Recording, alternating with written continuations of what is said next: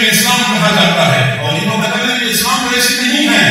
یقیناً جو لوگ ان کے نام سے واقف ہیں، ان کے کام سے واقف ہیں، ان کے دل بھی گواہی دیتے ہیں کہ جس نے بھی ان کے بارے میں بولا ہے بالکل صحیح بولا ہے، حق بولا ہے، واقعی متکلم اسلام ہے.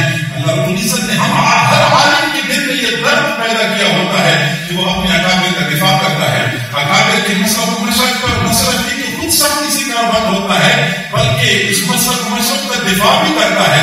لیکن حضرت کو اللہ رب العزت نے اس فن میں خاص ملکہ عطا فرمایا ہے. میں یہ کہہ سکتا ہوں کہ یہ فنا فی اکابر ہے.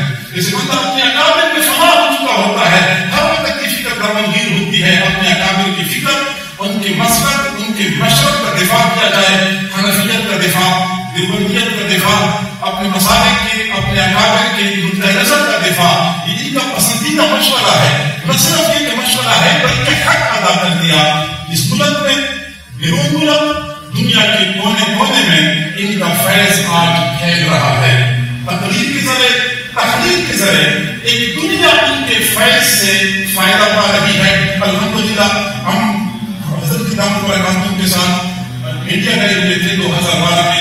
دیوبند اور ممبئی اور دہلی بڑے بڑے دن کے مراکز میں ہمارا جانا ہوا.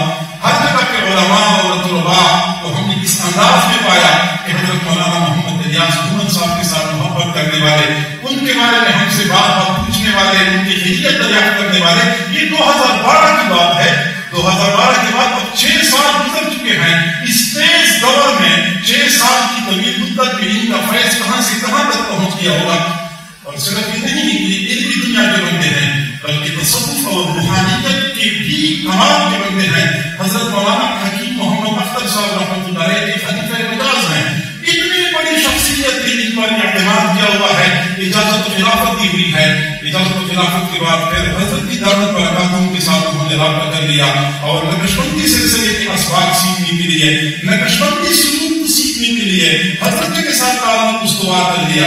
آج ان کو بھی ان کی خدمات کے بارے میں نسبت اور خلافت کی بشارت دی جا رہی ہے. تقریباً 50 کے قریب ان کی تصنیفات ہیں.